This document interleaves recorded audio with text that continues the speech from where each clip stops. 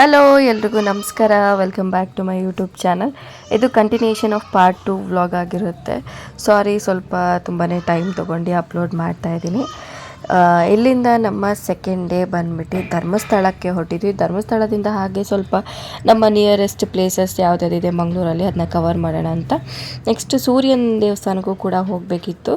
ಅಪ್ಪ ಅಮ್ಮ ಏನೋ ಒಂದು ಹರಕೆ ಮಾಡ್ಕೊಂಡಿದ್ರು. ಆ ಹರಕೆ ಏನೋ ಫಲ ಸಿಕ್ಕಿತ್ತು, ಹಾಗಾಗಿ ಅದನ್ನು ತೀರ್ಸೋಕ್ಕೆ ಹೋಗಬೇಕು ಅಂತ ಇದ್ದರು. ಸೊ ನೆಕ್ಸ್ಟ್ ಇವಾಗ ನಾವು ಆನ್ ದ ವೇ ತಿಂಡಿ ಕೂಡ ಮಾಡಿರಲಿಲ್ಲ. ತಿಂಡಿ ಮೇಲೆಲ್ಲ ಮುಗಿಸ್ಕೊಂಡೆ ನಾವು ಕಾರ್ಗೆ ಪೆಟ್ರೋಲ್ ಹಾಕ್ಸ್ಕೊಂಡು ಹೊರಟ್ವಿ. ಸೆಕೆ ಅಂದರೆ ಸೆಕೆ ಕೇಳಬೇಕಾ ನಮ್ಮ ಮಂಗಳೂರು ಮೊದಲೇ. ಸೊ ಫೈನಲಿ ರೀಚ್ ಆದ್ವಿ. ರೀಚ್ ಆಗುವಾಗ ಎಂಟ್ರೆನ್ಸಲ್ಲೇ ಪೊಲೀಸವರು ನಮಗೆ 500 ರೂಪೀಸ್ ಫೈನ್ ಹಾಕಿದ್ರು. ಕಾರಣ ಏನು ಅಂತ ಅಂದರೆ, ಮುಂದೆ ಕೂತಿದ್ರಲ್ಲ ಅಪ್ಪ ಅಮ್ಮ, ಇನ್ನೇನು ಒಳಗಡೆ ಎಂಟ್ರೆನ್ಸ್ ಬಂತಲ್ಲ ಅಂತ ಅಂದ್ಬಿಟ್ಟು ನಾವು ಅಪ್ಪ ತಿಂಡಿ ಆಗಷ್ಟೇ ಮಾಡಿದ್ರಲ್ವ, ಸೊ ಹೊಟ್ಟೆ ಟೈಟ್ ಆದಂಗೆ ಆಗುತ್ತೆ ಅಂದ್ಬಿಟ್ಟು ಸೀಟ್ ಬೆಲ್ಟ್ ಆಗಷ್ಟೇ ತೆಗೆದಿದ್ರು. ಆಗ ಜಸ್ಟ್ ಒಂದು 2 ನಿಮಿಷದಲ್ಲಿ ಫೈನ್ ಹಾಕಿದ್ರು ಆನ್ ದ ವೇ. ಸೊ ಹೋಗ್ಬೇಕಾದ್ರೆ ನೋಡ್ಕೊಂಡು ಹೋಗಿ ಸೀಟ್ ಬೆಲ್ಟ್ನ, ಹೋಗಿ ತಲುಪೋವರೆಗೂ ಕಾರಿಂದ ಇಳಿಯೋವರೆಗೂ ಕೂಡ ಸೀಟ್ ಬೆಲ್ಟ್ ತೆಗಿಬೇಡಿ. ಇದೊಂದು ನಿಮಗೆ ಮೇನ್ ಇನ್ಫಾರ್ಮೇಷನ್. ನೆಕ್ಸ್ಟು ನಮ್ಮ ಯುಕ್ತನಿಗೆ ಬೋರ್ಡ್ ಮಾಡಿಸಿದ್ದೀವಿ. ರೀಸನ್ ಬಂದು ಅಪ್ಪ ಅಮ್ಮ ಧರ್ಮಸ್ಥಳಕ್ಕೆ ಹರಕೆ ಮಾಡ್ಕೊಂಡಿದ್ರು ಯುಕ್ತನಿಗೆ ಕೂದಲು ಕೊಡ್ತೀವಿ ಅಂತ ಯಾವುದೋ ಕಾರಣಕ್ಕೆ. ಕೂದಲೆಲ್ಲ ಕೊಟ್ಟಾದಮೇಲೆ ನೆಕ್ಸ್ಟಲ್ಲಿ ನೇತ್ರಾವತಿಯಲ್ಲಿ ಸ್ನಾನ ಮಾಡ್ಕೊಂಡು, ನಾವು ಮನೆಯಿಂದನೇ ಸ್ನಾನ ಮಾಡಿದ್ವಿ.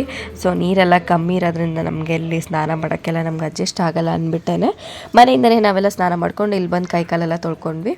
ಅಪ್ಪ ಕೂಡ ಹಾಗೆ ಅಲ್ಲೇ ಕೈಕಾಲು, ಅಮ್ಮ ಎಲ್ಲರೂ ತೊಳ್ಕೊಂಡ್ವಿ. ನಮ್ಮ ಯುಕ್ತನಿಗೆ ಒಬ್ಳಿಗೆ ಮಾತ್ರ ಅಲ್ಲಿ ಗುಂಡು ಹೊಡಿಸ್ಬಿಟ್ಟು ಸ್ನಾನ ಮಾಡಿಸಿದ್ವಿ. ಆಮೇಲೆ ರಶ್ ಏನು ಇರಲಿಲ್ಲ, ಅಷ್ಟು ನೋಡ್ಬೋದು. ಆರಾಮ್ಸೆ ಡೈರೆಕ್ಟ್ ದರ್ಶನಕ್ಕೆ ಹೊರಟ್ವಿ ನಾವು. ಈಗೆಲ್ಲ ತುಂಬ ಅಂದರೆ ತುಂಬಾ ಒಂಥರ ಫೆಸಿಲಿಟಿ ಮಾಡಿದ್ದಾರೆ ಧರ್ಮಸ್ಥಳದಲ್ಲಿ.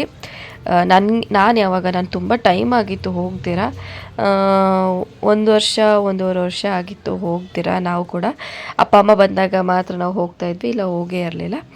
ನೆಕ್ಸ್ಟ್ ಅದಾದಮೇಲೆ ಒಂದು ಹಾಲ್ ಮಾಡಿದ್ದಾರೆ ಇವಾಗ. ಮುಂಚೆ ಎಲ್ಲ ನಾವು ಕ್ಯೂ ಅಲ್ಲಿ ವೆಯ್ಟ್ ಮಾಡ್ತಿದ್ವಲ್ಲ, ಹಾಗೇನಿಲ್ಲ.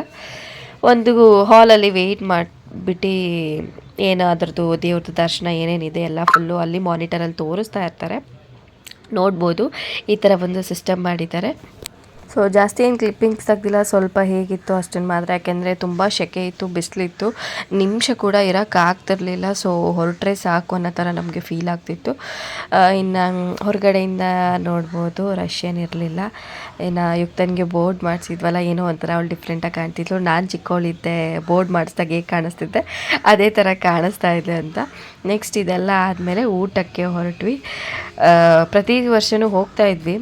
ತುಂಬ ರಶ್ ಇರೋದ್ರಿಂದ ಊಟನ ನಾವು 2 ಸತಿ ಮಿಸ್ ಮಾಡ್ಕೊಂಡು, ಸೊ ಈ ಸತಿ ಏನಾದರೂ ಪರವಾಗಿಲ್ಲ ಊಟ ಮಾಡೇ ಹೋಗಬೇಕು ಅಂತ ಹೊರಟ್ವಿ. ಇನ್ನು ಅದೆಲ್ಲ ಆದಮೇಲೆ ಸೂರ್ಯನ ಟೆಂಪಲ್ಗೆ ಬಂದ್ವಿ. ಸೊ 2 ಗಂಟೆಗೆಲ್ಲ ಕ್ಲೋಸ್ ಆಗಿತ್ತಂತೆ. ಯಾರು ಸೂರ್ಯನ ದೇವಸ್ಥಾನಕ್ಕೆ ಆನ್ ದ ವೇ ಬರೋರಿದ್ದರೆ 2 ಗಂಟೆ ಒಳಗಡೆ ಬನ್ನಿ, 2 ಗಂಟೆಗೆ ಕ್ಲೋಸ್ ಆಗಿದೆ. ಇನ್ನು ಓಪನ್ ಆಗೋದೆ 4 ಗಂಟೆ. ನಾವು 4 ಗಂಟೆವರೆಗೂ ವೆಯ್ಟ್ ಮಾಡಿ ಹೋಗಿತ್ತು. ಇಲ್ಲಾಂದರೆ ಹಾಗೆ ಕೈ ಮುಗ್ದು ಹೋಗ್ತಾಯಿದ್ವಿ. ಯಾಕೆ 4 ಗಂಟೆವರೆಗೂ ವೆಯ್ಟ್ ಮಾಡಿದ್ದು ಅಂದರೆ, ಅಪ್ಪ ಅಮ್ಮಂದು ಒಂದು ಹರಕೆ ಇತ್ತು ತೀರ್ಸೋದು. ಸೂರ್ಯನ ದೇವಸ್ಥಾನದಲ್ಲಿ ಹರಕೆ ಮಾಡ್ಕೊಂಡಿದ್ರು, ಅದನ್ನು ತೀರ್ಸೋಕ್ಕೋಸ್ಕರ ಅವರು ಇಷ್ಟೇ ದೂರದಿಂದ ಬಂದಿದ್ದೀವಿ, ಸೊ ಇಷ್ಟೋ ತನಕ ನಾವು ಕಾಯ್ತೀವಿ ಅಂತ ಅಂದ್ಬಿಟ್ಟು ಕಾಯ್ದರು. ಸಖತ್ ಅಂದರೆ ಸಖತ್ ಸೆಕೆ ಗಾಯ್ಸ್. ಇನ್ನು ಯುಕ್ತ ಬೇರೆ ಮಲ್ಕೊಂಡಿತ್ತು, ನೋಡ್ಬೋದು. ಹೆಂಗೂ ಪುಣ್ಯಕ್ಕೆ ಅಲ್ಲಿ ಫ್ಯಾನ್ ಹಾಕಿದ್ರು. ಭಕ್ತಾದಿಗಳಿಗೆ ಬರೋರಿಗೆ ತುಂಬ ಅಂದರೆ ತುಂಬಾ ಯೂಸ್ ಆಯಿತು.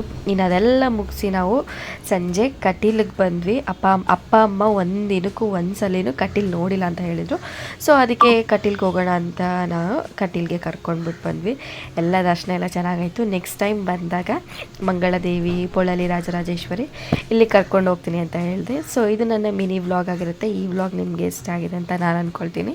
ಮುಂದಿನ ವ್ಲಾಗಲ್ಲಿ ಮತ್ತೆ ಸಿಗ್ತೀನಿ ನಾನು. ಬಾಯ್ ಬಾಯ್, ಟೇಕ್ ಕೇರ್.